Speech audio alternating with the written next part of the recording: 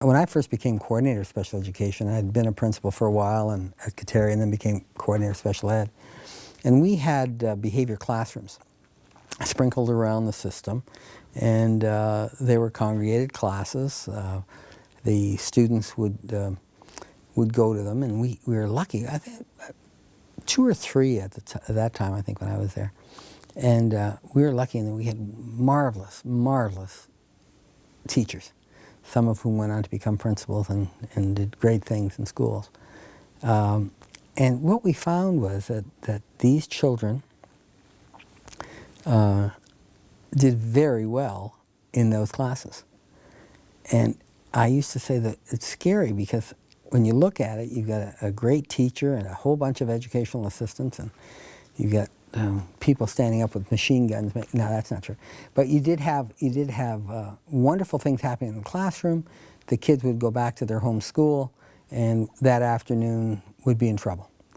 And we'd say, well, we can't keep doing things that don't work. So, and at the same time, coincidentally, we were working with people from McMaster, who started to talk about this. Dr. Chuck Cunningham was talking about how segregated behavior students didn't seem to be improving. They didn't seem to be working.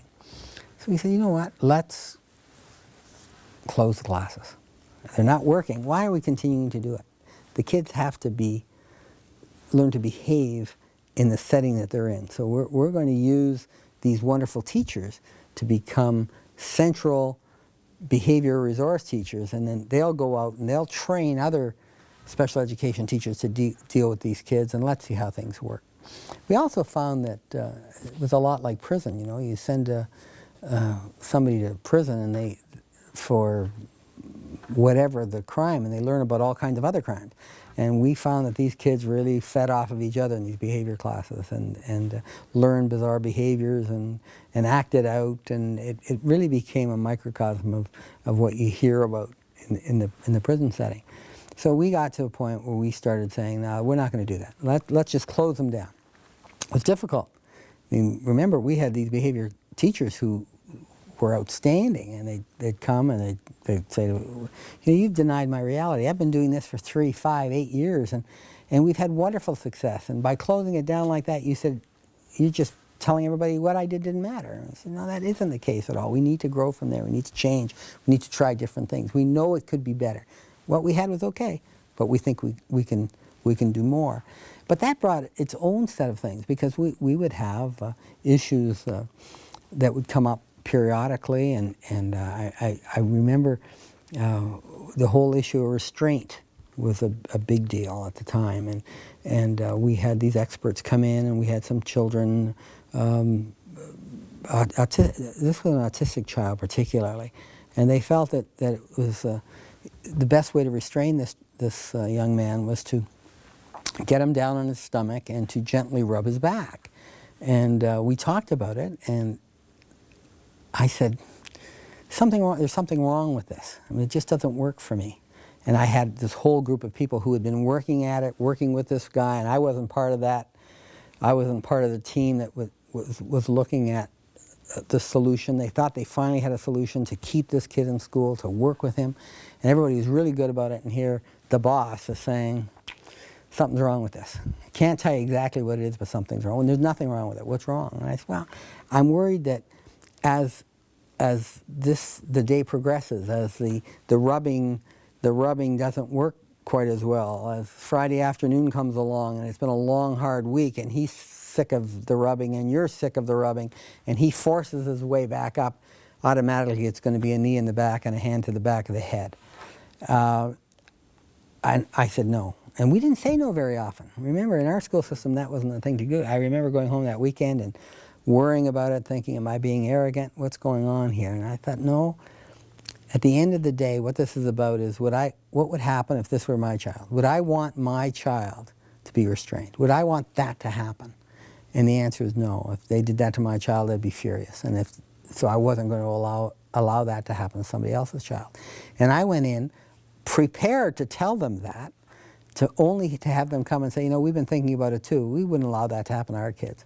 It was great. I mean, I didn't have to get on the soapbox and do that that kind of stuff. They realized that that was the case. And we had wonderful experiences with behavior kids because they're the toughest. I mean, say what you want. You get a kid in a school and he starts to injure other kids, he starts to injure staff.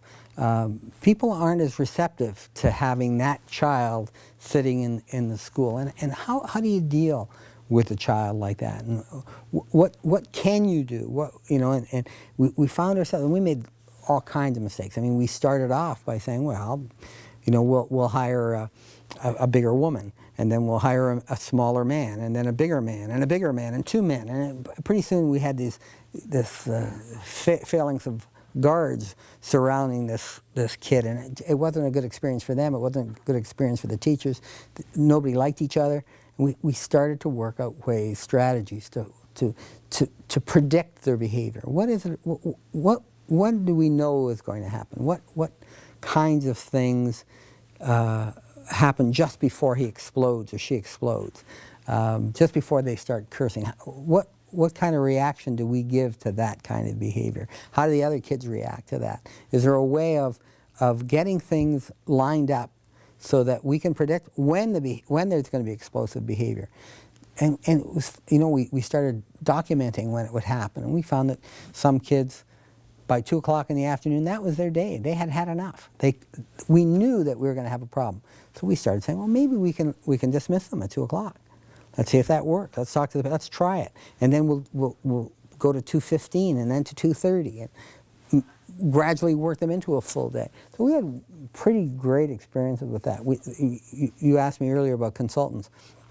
We were lucky, and we had wonderful consultants at Shiddoak McMaster hospitals, and they would come in and give us suggestions as to best deal with these students. We spent a lot of time, effort, and energy on trying to keep that student there, not saying, well, this kid's gone, they're gone forever. No, they'd be gone for short periods of time. We'd have to suspend them. We'd do that. We'd do it legally. We'd do the paperwork, do everything we were supposed to do.